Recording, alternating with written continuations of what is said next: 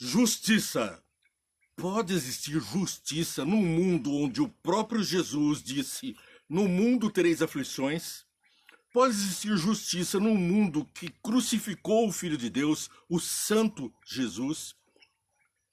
Como compreender o significado pleno de justiça num mundo onde a justiça trabalha com as atrocidades, com os pecados, com as vilezas, com todas as sórdidas atitudes do ser humano? E muitas vezes nos colocamos a julgar a Deus. Perguntei ontem no programa Vê e Entende, que você está assistindo. Curta, compartilhe e siga essa programação para dar relevância e para ser alertado. Toca o sininho. Mas eu perguntei, julgará o homem a Deus? Agora trago um outro verso da Bíblia para que nós tenhamos uma reflexão. Isaías, capítulo 55, versos 8 e 9. Pois os meus pensamentos não são os pensamentos de vocês, nem os meus caminhos são nem os seus caminhos são os meus caminhos, declara o Senhor. Assim como os céus são mais altos que a terra, também os meus caminhos são mais altos que os seus caminhos, e os meus pensamentos mais altos que os seus pensamentos. Como poderemos então entender um Deus que vê o fim desde o princípio, diz a palavra de Deus? Como podemos compreender um Deus puro e santo que não se contaminou com o pecado, enquanto nós estamos aqui na terra vagueando, nascendo já em pecado, vivendo em pecado e carecendo da graça de Deus, porque perdemos a glória e a majestade, perdemos a justiça, a capacidade de ser justos e de ver e de sentir justiça. Então vem agora alguns significados que eu trouxe do direito do que é justiça. A justiça pode ser punitiva ou restaurativa. Ela pode entregar ao Estado o direito de punir, de se vingar do agressor. Mas também ela pode procurar redarguir, restaurar o pecador. A justiça pode ser morta, ela pode ser complacente, assistir, ser tardia, ela pode ser cega, ela pode ser falha, ela pode ser tardia e muitas vezes justiça tardia não é justiça alguma, é a maior das injustiças. Também nós vemos que existe no ditado popular o advogado do diabo. É aquele que advoga a causa contrária, aquele que está sempre pensando num outro meio de fazer as coisas, de enxergar as coisas. Falta de justiça é a ausência de justiça, é a injustiça. Nós vemos então que a injustiça ela não existe se não existir o conceito de justiça. A falta de justiça é que faz a maior das injustiças.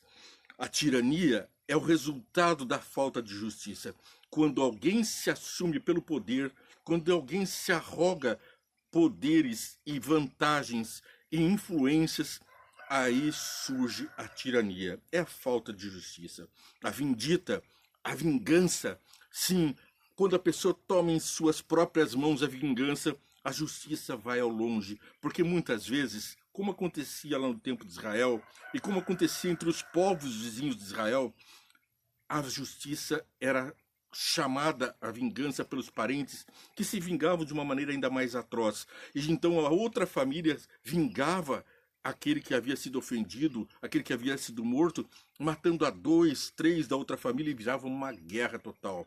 Então, uma pequena injustiça caminha por caminhos tortuosos até se tornar uma plena injustiça. Foi assim que Satanás perverteu o universo, trazendo a injustiça para o reino de Deus aqui na terra, onde estava assenhoreando aqui Adão. Adão tinha recebido o dominai sobre a terra, e agora a tirania de Satanás, a maior das injustiças, a ausência de Deus, a fonte da justiça. Por isso experimentamos a injustiça, o arbítrio das próprias razões, a criminalidade, as coisas criminosas que somos capazes de pensar e fazer. Bom, a justiça restaurativa é o antônimo da punitiva. A justiça social, ela busca a reinserção, a reintegração da pessoa criminosa. Ela vai ao mundo do criminoso para enxergar as suas circunstâncias e tentar trazê-lo ao mundo social. É a prova maior de que somos injustos, porque toda a sociedade se torna injusta com alguns, e isso teoricamente, lhes daria, segundo a teoria da justiça restaurativa, o direito à sobrevivência, teriam que lançar mão da injustiça para poder sobreviver. Assim nós tentamos fazer uma comunhão entre os que são desassistidos da sociedade. São as leis de cotas raciais, são as leis de segregação, de punição para aqueles que têm preconceito. Bom, é a reinserção. No entanto, a perfeita e máxima justiça somente vem de Deus. Julgará o homem a Deus por conta das histórias que nós encontramos na Bíblia, da atuação do povo de Deus e da mão de Deus sobre pecadores? Veja o que nos traz aqui o livro de Deuteronômio, quando passamos a ler, então, os fatos em Deuteronômio capítulo 7, verso 1 e 2. Veja que maldade. Deuteronômio 7, 1 e 2. Quando o Senhor, o seu Deus, os fizer entrar na terra para a qual vocês estão indo para dela tomarem posse, ele expulsará de diante de vocês muitas nações. Os hititas, os jegazeus, os amorreus, os cananeus, os ferezeus, os heveus, os jebuseus. São 7 nações maiores e mais fortes do que vocês. E quando o Senhor, o seu Deus, as tiver dado a vocês, e vocês as tiverem derrotado, então vocês as destruirão totalmente. Não façam com elas tratado algum, e não tenham piedade delas. Olha esse Deus de amor que deu o próprio Filho por nós. Não tenham piedade dela. Por quê? Porque o juízo de Deus alcançou a maldade daquele povo. 40 anos atrás, estava o povo de Israel às portas daquele povo, batendo as portas. E ali o aviso de Deus foi a última hora da chegada. Assim como nós, também estamos ouvindo a voz de Deus agora, os passos de Deus que se aproximam, os seus juízos vêm despencando dos céus, e nós temos que estar alertas, porque depois desses avisos, vem então o cerco de Jerusalém por Roma, e agora nós também estamos cercados pelo pecado. E Deus há de fazer justiça. E então vemos que Deus tomou cautela para com eles, cautela de amor. Deuteronômio capítulo 20, verso 10. Veja o que temos aqui. Quando vocês avançarem para atacar uma cidade, envie-me primeiro uma proposta de paz. Uma mensagem de paz de Deus, para que se arrependam e se convertam dos seus maus caminhos, porque esses seres seriam então tão malignos, que lemos ali nos versos anteriores, que estavam a ponto de destruir a terra. Eram gigantes, eram poderosos, afamados, homens violentos, e que estavam ganhando a vida com violência. E os oprimidos, quem eram? Os justos filhos de Deus. A opressão de Satanás se manifestava pela força de homens poderosos. E agora Deus fala, esses povos todos, cada um deles é maior e mais forte que você. Mas eu dei essa terra a você por herança prometida, porque vocês têm guardado os meus preceitos. E aqui também, Deuteronômio capítulo 20, versos 17 e 18, conforme a ordem do Senhor, seu Deus, destruam totalmente os hititas, os amorreus, os cananeus, os ferezeus, os heveus e os jebuseus. Senão, aqui por quê? Por que destruição? Deus está dizendo, senão eles os ensinarão a praticar todas as coisas repugnantes que fazem quando adoram os seus deuses, e vocês pecarão contra o Senhor, o seu Deus. Bem, o que é pecado? Vamos ver mais adiante. Por enquanto ficamos com o conceito, com uma condição de Josué, capítulo 2, versos 8 e 11. Aqui está a condição, então. Josué 2, 8 a 11. Antes dos espiões se deitarem, Raabe subiu ao terraço. Aqui nós estamos vendo que os espiões tinham adentrado a terra de Canaã e agora, em fuga para poder levar o relatório, estavam sendo perseguidos pelo povo que descobriu a existência deles. Eles estavam escondidos na muralha, na casa da prostituta Raabe. E olha o que acontece. Antes que os espiões deitarem, Raabe subiu ao terraço e lhes disse, sei que o Senhor lhes deu esta terra. Vocês nos causaram um medo terrível e todos os habitantes dessa terra estão apavorados por causa de vocês. Quem são os habitantes da terra? Gigantes em cima de muros e fortalezas fortemente armados contra um povinho que subia do deserto. Um povinho que o próprio Deus disse que era menor do que qualquer um daqueles 7 povos contra quem eles lutariam. Qualquer um dos 7 povos era maior. E lhes disse, sei que o Senhor lhes deu essa terra. Agora, então, no verso 10. pois temos ouvido como o Senhor secou as águas do Mar Vermelho perante vocês, quando saíram do Egito, e que vocês fizeram a leste do Jordão, com Seom e Og e os 2 rios amorreus que vocês aniquilaram. Quando soubemos disso, o povo desanimou-se completamente, e por causa de vocês, todos perderam a coragem. Pois o Senhor, seu Deus, é Deus em cima nos céus e embaixo na terra. Jurem que vão fazer comigo, com a minha família, um tratado de paz. E ali Raabe se converte. Ela está se entregando ao caminho do Senhor, reconhece a Deus como Deus verdadeiro, e a graça de Deus alcança aquela família. Foi salva Raabe, foi salvo seu pai, sua mãe, seus irmãos, seus sobrinhos e os seus bens. E ainda recebeu uma parte na herança prometida aos filhos de Deus. Ali estava ela, então, como uma preservação, um alvo do amor. Alguém dentre os maus que se converteu. Eu estou em cima do muro, lá assistindo os gigantes e, ao mesmo tempo, as canções do povo de Deus. E agora entrega o teu caminho ao Senhor, confia nele, e o mais ele tudo fará. Bem, nós vamos seguindo em 1 João capítulo 3, versos 4 a 9. Olha que mensagem poderosa o discípulo João nos traz. Todo aquele que pratica pecado transgride a lei. De fato, o pecado é transgressão da lei. Então, o que é pecado? É transgredir a lei. Que lei? Vamos ver. Vocês sabem que ele se manifestou para tirar os nossos pecados, e nele não há pecado. Todo aquele que nele permanece não está em pecado. Todo aquele que está em pecado não o viu, nem o conheceu. Filhinhos, não se deixem que ninguém nos engane. Não deixe que ninguém nos engane. Aquele que pratica a justiça é justo, assim como ele é justo.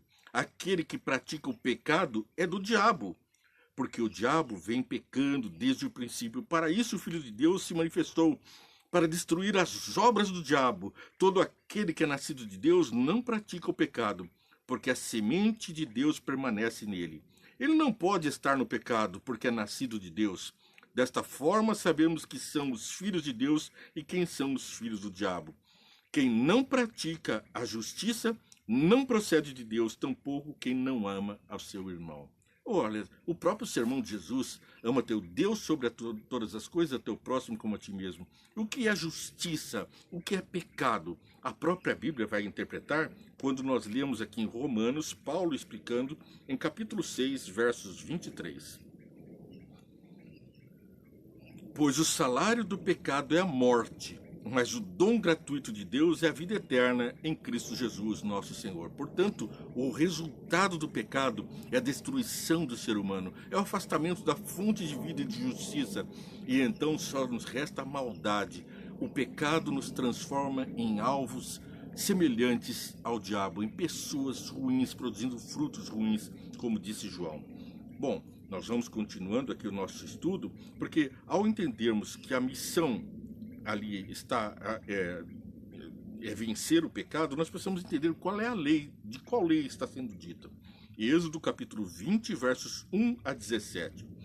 E Deus falou todas essas palavras: eu sou o Senhor, o teu Deus, que te tirou do Egito, da terra da escravidão do pecado. Como ele nos tira da escravidão do pecado? Não terás outros deuses além de mim. E aqui Jesus disse: ama teu Deus sobre todas as coisas. Não farás para ti nenhum ídolo, nenhuma imagem de qualquer coisa nos céus, na terra ou nas águas debaixo da terra. Não te prostrarás diante deles, nem lhes prestarás culto, porque eu, o Senhor, o teu Deus, sou Deus zeloso, que castiga os filhos pelos pecados de seus pais, até a 3ª e 4ª geração daqueles que me desprezam. Mas trato com bondade até 1000 gerações aos que me amam e obedecem aos meus mandamentos. Portanto, é da obediência que nós somos abençoados até 1000 gerações e somos resgatados do pecado. Não tomarás em vão o nome do Senhor, o teu Deus, pois o Senhor não deixará impune quem tomar o seu santo nome em vão. E assim passamos pelo 3º mandamento e agora adentramos no 4º mandamento. Sexta-feira, agora na viração do dia, adentramos já no sábado. Segundo o conceito bíblico, é na hora do pôr do sol, quando a brisa do dia vem, que chega-se o próximo dia, portanto já estamos no sábado. E agora diz aqui: lembra-te do dia do sábado para o santificar. Trabalharás 6 dias e neles farás todos os teus trabalhos. Mas o sétimo dia é o sábado dedicado ao Senhor, o teu Deus. Neste dia não farás trabalho algum, nem tu, nem teu filho ou filhas, nem os teus servos ou servas, nem os teus animais, nem os estrangeiros que morarem nas tuas cidades. Pois em 6 dias o Senhor fez os céus, a terra, o mar e tudo que neles existe. Portanto, o Senhor abençoou o sétimo dia e o santificou. Fez tudo que neles existe, mas no sétimo dia ele descansou, ele comemorou, ele festejou a criação com Adão. Portanto, o Senhor abençoou o sétimo dia e o santificou. Honra teu pai, o Pai dos céus. É a ligação entre os primeiros 4 mandamentos e os outros 6. É a transição do ama teu Deus com o ama teu próximo. E o primeiro próximo é teu pai e tua mãe. Assim como devemos honrar ao nosso Deus guardando os seus preceitos, também precisamos honrar pai e mãe. E aqui vai então o 5º mandamento da lei de Deus. Honra teu pai e tua mãe, a fim de que tenhas vida longa na terra que o Senhor teu Deus te dá. Portanto, depois de lembrar de Deus, temos que também honrar pai e mãe e ter uma vida plena, que é a vontade de Deus, guardando os mandamentos, uma vida de bênçãos. Não matarás. Verso 6, não me mate, não deixe que ninguém te mate, você não pode matar, e assim, se ninguém pode matar, se todos obedecerem à lei, ninguém será assassinado. Não adulterarás, não furtarás, não darás falso testemunho contra o teu próximo. E o 10º mandamento, não cobiçarás a casa do teu próximo. Não cobiçarás a mulher do teu próximo, nem os teus servos ou servas, nem o boi ou o jumento, nem coisa alguma que lhe pertença. Aqui então fica bem claro que Deus criou todas as coisas, que ele colocou à disposição, mas ele estabeleceu regras, conceitos e preceitos sobre os quais ele julga a humanidade. Então, nós vemos aqui no livro de Romanos, capítulo 2, do verso 12 até o verso 16, a expressão máxima desse assunto. Todo aquele que pecar sem lei, ou seja, sem conhecer a lei, sem a lei também perecerá. E todo aquele que pecar sob a lei, pela lei será julgado. Deus não julga o inocente por desconhecimento. Cada um de nós recebe na sua consciência aquilo que deve e que não deve fazer, aquilo que pode e que não pode fazer. Andamos primeiramente pelo Espírito Santo que nos sopra o ouvido o que é que devemos fazer, o que não devemos fazer. Mas aqueles que não têm acesso à lei são julgados pela conversa com o Espírito Santo.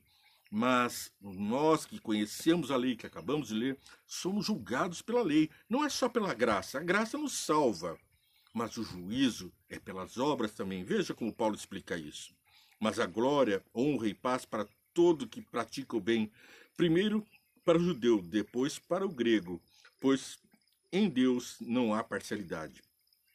Todo aquele que pecar sem a lei também perecerá. E todo aquele que pecar sob a lei, pela lei será julgado.